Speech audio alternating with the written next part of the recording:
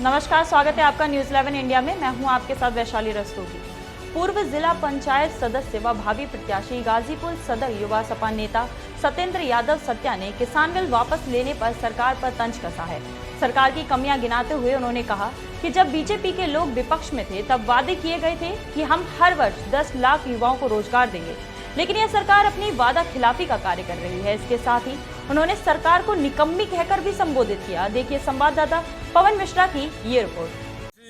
किसानों का कोई भला कर सकता है, नौजवानों का भला कर सकता है, और उत्तर प्रदेश को अगर कोई विकास के रास्ते पर, देश को अगर कोई सांप्रदायिकता से बचा सकता है तो हिंदुस्तान के इकलौते नेता आदरणीय अखिलेश यादव जी हैं, जो सारे लोगों को एक साथ लेकर और उत्तर प्रदेश को फिर विकास के रास्ते पर ले जाने के लिए कटिबद्ध है। कल भाजपा की किसान रैली है, लगभग 400 ट्रैक्टरों की रैली है, क्या कहेंगे? भाजपा की किसान रैली, अगर वो आप क्या दिखाना चाहते हैं? अगर भाजपा रैली और भाजपा के लोगों ने अगर ये बिल वापसी करके अगर ये दिखाना चाहते हैं कि माननीय प्रधानमंत्री जी ने देश हित में और किसानों के हित में फैसला लिया है, अगर ये इतना सही फैसला था तो उन्होंने, जब किसानों ने रोड पे उतरे, जब पहले दिन धरना स्टार्ट हुआ, उसी समय अगर ये भारतीय जनता पार्टी और हमारे देश के प्रधानमंत्री जी फैसला ले लिए होते तो ये समझ में आता कि नहीं, भारतीय जनता पार्टी की ये भूल थी।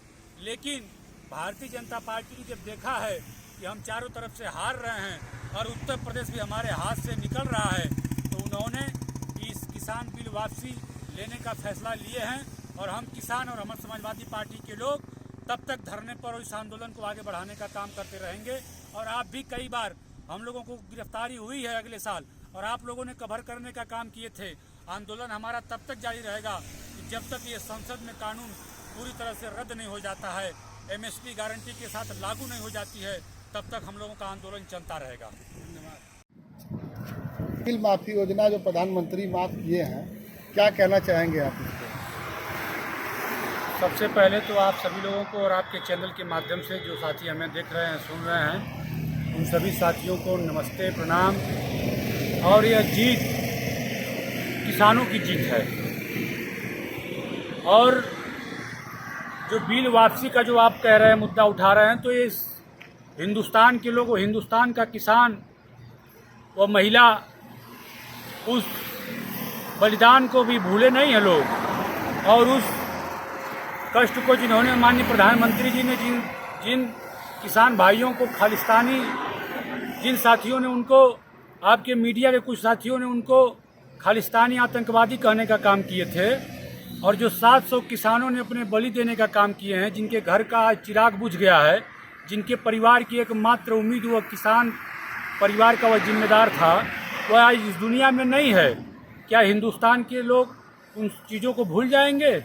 क्या ये भारतीय जनता पार्टी ने जो किसानों के ऊपर जुर्म ढाए हैं, जो भारतीय जनता पार्टी का जो गृह राज्य मंत्री जो उनके ऊपर सीधे गाड़ी चढ़ा देता है, यह बात भी सत्य हो गई। सारी चीज़ें जो है कि रिपोर्ट में, जांच में निकल कर आ गई कि भारतीय जनता पार्टी का जो मंत्री का बेटा है वह जानबूझकर ही गाड़ी किसानों के ऊपर चढ़ाया था।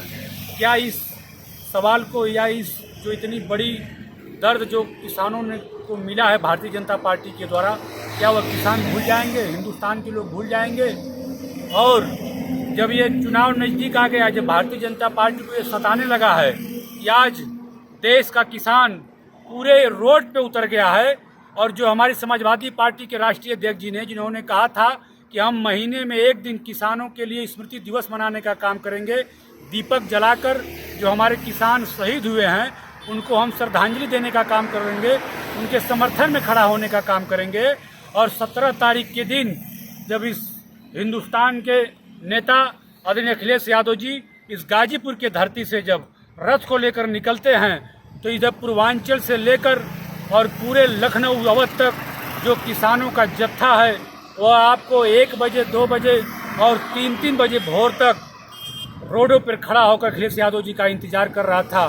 अगर वह सिर्फ इंतजार करने पर कोई हो सकता है तो वह बड़े उद्योगपति नहीं हो सकते हैं, वह बड़े घराने के लोग नहीं हो सकते हैं।